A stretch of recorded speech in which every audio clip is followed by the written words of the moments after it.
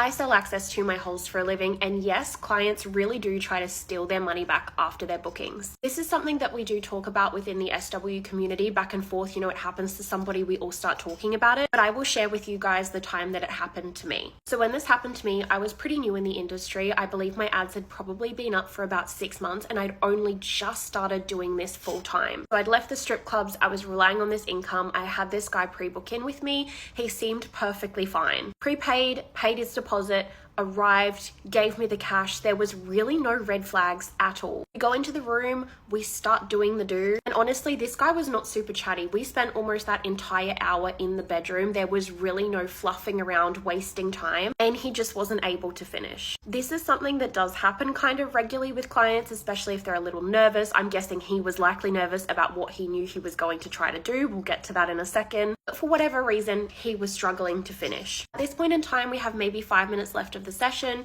He says to me, hey, I'd like to extend. Can I stay for another half an hour? And I said, sure, but I'll need you to transfer or give me the cash before we continue on with the time. He tried to argue with me on this. He's like, no, I'll sort it out at the end. It's going to ruin the vibe. We'll sort it out at the end. And I just had this feeling. Something in my gut was like, no. I said to him, we can keep going, babe, but you're going to have to transfer me. So I ducked out to the kitchen and I grabbed his phone, gave it back to him, and he was trying to beam the rest of the money to me. He claimed that Beam It was down and wasn't working, but he would not show me his phone, which I found to be very suspicious. I then said to him, babe, well, unfortunately, our time is up now.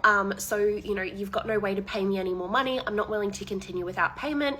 If you really want to continue, there is an ATM across the road from me. It's like a maybe 2-minute walk max. You can go and get cash. He says, sure, this is what I'll do. So I'm like, perfect. You can head across, get some cash. He gets dressed, heads downstairs, and maybe 10 minutes later, he sends me a text saying, hey, I'm back with more cash. Sorry, I should say he didn't specifically say I'm back with more cash. He just said, I'm back. So I head back down to the lobby to get him. I bring him up to the room, and he starts talking and stuff. And I'm like, okay, babe, we've only got 30 minutes. Let's get back into things. Where's the money? And he's like, I didn't get any more money out. And I look at him and I'm like, then why did you message me that you were back? And he's like, because I thought I still had time left. I'm like, no, mate, with all this fluffing around, you've actually gone overtime. You don't have any time left of your original booking. I'm looking at him. We're standing in my kitchen, like lounge room space. And I'm like, so why are you in here? I'm not continuing without that. And he just got this look on his face, that weird thing that happens to men's eyes when they get really angry, where the pupil dilates really, really far and the eye just goes black. At this point in time, the cash he'd originally paid me, so $700, because I did have a $200 transfer from him for the deposit, was sitting on the kitchen counter. I hadn't even thought to put it away. I didn't really even think this could happen, but he snatched it off the counter, like fully snatched it into his hand, and is just staring at me. And at this point in time, we are frozen there.